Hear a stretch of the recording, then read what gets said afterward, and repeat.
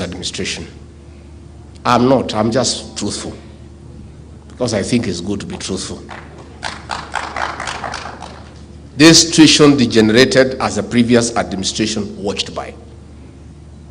The level of impunity in sale of illicit alcohol and drugs is in a level that is not acceptable anywhere in the world. People are selling alcohol 24 hours, selling poison, as officers just watched. And I don't want to blame the officers. There was no political direction. People are led, officers are led. When President William RUTO came to office, I must tell you he had a serious problem with the officers of the National Government Administration, because in his opinion, and rightly so, they had absconded duty and went into politics of BBI and Azimio and all that nonsense that surrounded it. And the president was wondering why we need that branch of government, because he does not need them in politics, and that is what they were doing. It took me and Professor Kindiki and PS Raymond Omolo to sit the president down and convince him that officers of the National Government Administration are good people. They are very resourceful officers. They are result-oriented. They are very focused only when they get the right instruction. And we told the president the problem was not the officers. It was the leadership.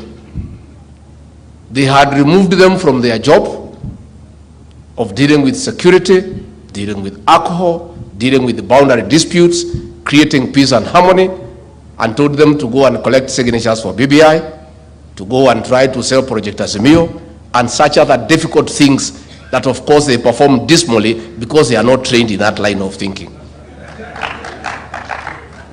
The president and I would be stupid to ask them to help us in politics. We would fail.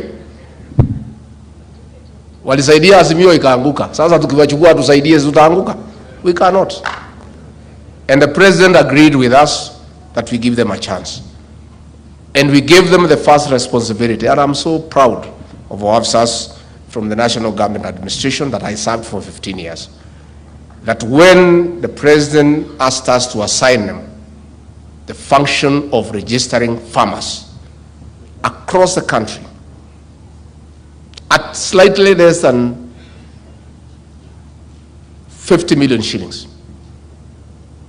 They registered farmers across the country in 2 weeks, where consultants had charged the Ministry of Agriculture 12 billion to do the same work. And I can tell you from the very good job that was done by our officers, from the assistant chief all the way to the regional commissioner, today we have a database that is accurate for all farmers across the country.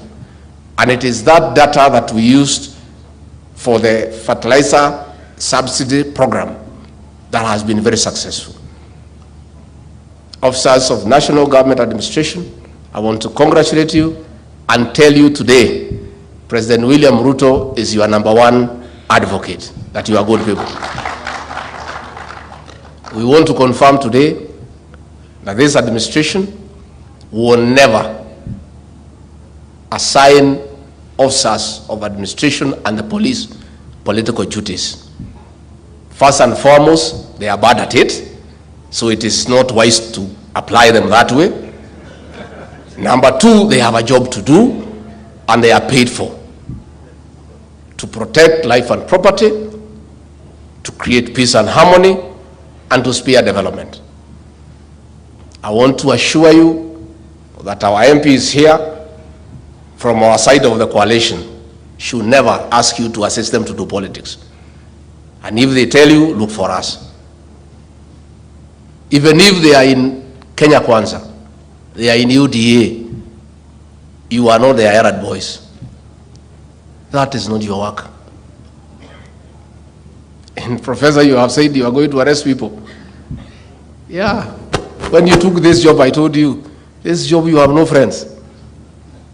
Even myself, if I do something wrong, come for me. Yeah. Because now, this work of national security Security is non-negotiable.